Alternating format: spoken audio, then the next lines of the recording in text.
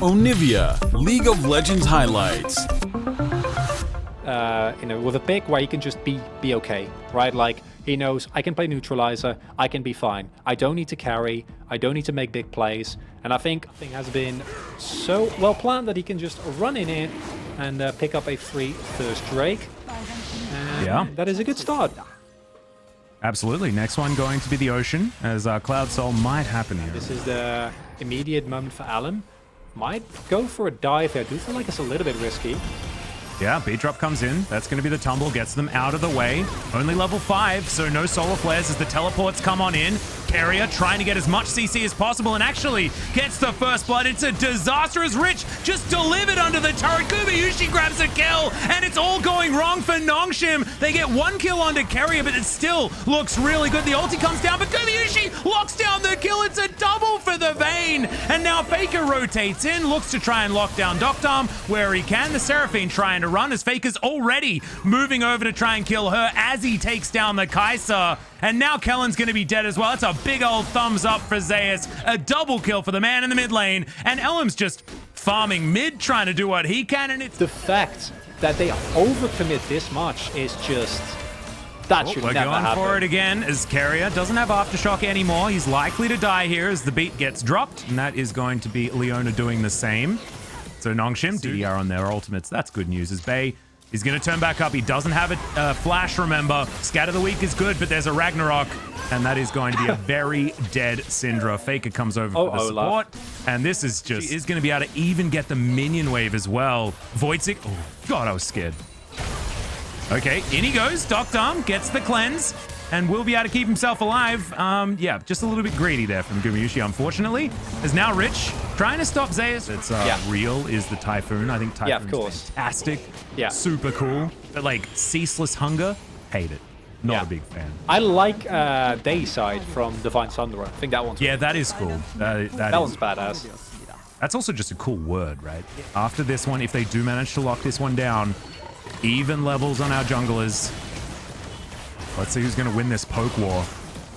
The orbs coming on in. You can see Bay just trying to get as many of them on the ground as possible. Make sure that Scatter the Weak is as scary as it can be.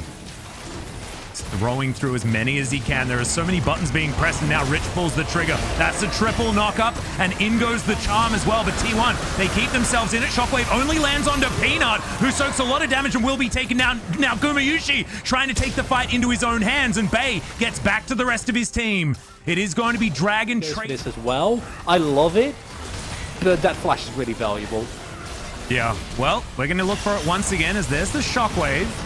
Doesn't do too much as Peanut's able to soak a lot of that damage. That's the Ornhorn from Rich on the backside. Carrier looking to try and make his way out as this Olaf is massive. Peanut will be taken down. Zeus here. Another brick wall that Nongshim have to get through. And it looks like they're running out of resources in order to do so. And you saw, this is what happens. Doctom doesn't have his summoner spells, and it means he cannot get into these fights as effectively.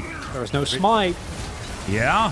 Peanut's dead. This Baron starting to go down pretty quickly. This will be a 4v5. We'll see where the Baron is going to work out for Nongshim as there are low health bars. Gumayushi's he's at full as now Rich gets body slammed. Doesn't have the Ornhorn, remember, as they will be just taking down this Baron. It's the Olaf able to lock it down, and Rich just too far forward. Unfortunate for the top laner of Nongshim, and they couldn't pull the trigger. They didn't have enough belly boop onto the Udyr as this tower is going to be the focus. Very tanky as Elm doesn't care about being stunned up or anything like that, and still has the Ragnarok at his disposal.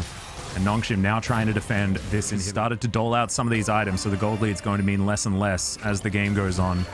As Peanut, possibly caught in the wrong position, takes a blast cone, but gets body slam for it. Slowed down there as now Gumayushi looking to get on top of him. Killer Instinct comes in as Doctom moves out of the way, cleanses. The barrel goes completely wide, but Peanut still going to be taken down. Now Elam finds himself in the front line. Carrier trying to be a hero as Doctom will be taken down on the back end. Rich trying to flash away as Gumayushi takes position on the front line. Elam gets rid of the Seraphine in like 1 or 2 axes. She is so squishy. Bay's going to get slowed down, and I think that this is going to be the game. It's a great stopwatch from Bay, but unfortunately he's dead as an afterthought. Rich finds the fountain, but he's not going to get anything done there, and I think T1 may have got the monkey off their back. They might be able to take down a game 3 in what feels like forever. They will do it. Their eyes set now on these Nexus turrets. The 600th game of the living legend in the mid lane, Faker, a justified win for T1 here after what can only be described as a series that was